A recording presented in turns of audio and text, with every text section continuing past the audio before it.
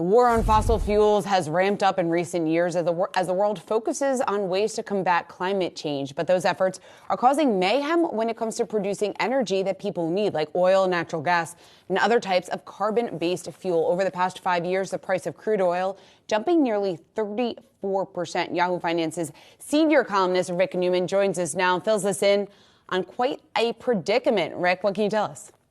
Hey, Shauna. I mean, obviously, all year we've been paying attention to the problem caused in global energy markets by Russia's invasion of Ukraine. And that is very important, and it will remain very important for as long as that war is underway. But there's something else that's also really important that's going on. Obviously, there's a big push in the United States and in Europe and in other countries to invest in renewables and other forms of green energy to deal with climate change and global warming. And that is necessary. But there's something else that is also necessary that is not happening as much, which is safeguarding the supply of the fuel that everybody needs today.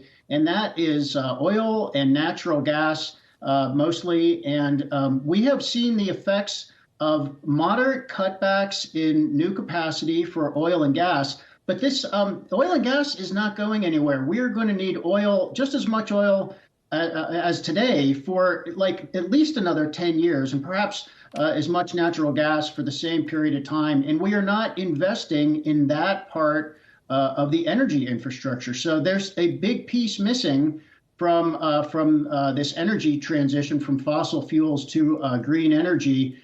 This is a very complicated story, and I've tried to lay this out as clearly as I can in a piece we just published. But just one thing that I find extraordinary that I came across in my reporting, we're actually seeing a huge surge in the use of coal to power electricity plants. And that is because utilities cannot get enough natural gas this winter. So coal is likely to hit new record highs in the use of coal. That's according to the International Energy Agency. And the price of coal has skyrocketed. I mean, this is the dirtiest form of fossil fuel, and we're actually burning a lot more of it. We may be burning more of it than ever, and that's because we don't have the renewable energy yet, and utilities can't get natural gas. So there are all kinds of unintended consequences that are happening, and that's just one of them. Boy, that is a strange dynamic given the long-running war on coal. So what will be the impact on prices on gas, natural gas, short and long term, because of what you just laid out? Well, let me talk about natural gas, because in ways I think this is more important than oil, which gets most of the attention. And of course, consumers pay most attention to gasoline prices, which obviously affect oil prices. But natural gas is really important because it's the leading source of fuel for electricity that utilities burn for electricity. So right now, we are seeing natural gas prices here in the United States about 25–30% higher than they were this time a year ago. And a year ago, they were much higher than they were the year before that. Natural gas prices in Europe are way higher than they were a year ago. That's because they used to get a lot of it from Russia, and they have to find new sources. This is kind of weird because we have vast amounts of natural gas in the United States.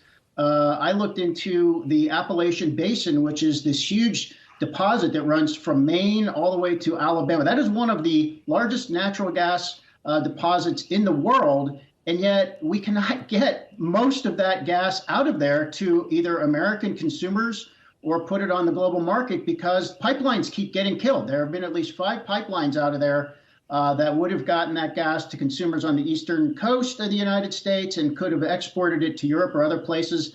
And we just can't get the gas out. So this is going to be an expensive winter for a lot of Americans. And in the Northeast, where they rely on heating oil, we could actually have rationing of heating oil when there's not enough to go around because they can't get enough natural gas in the Northeast.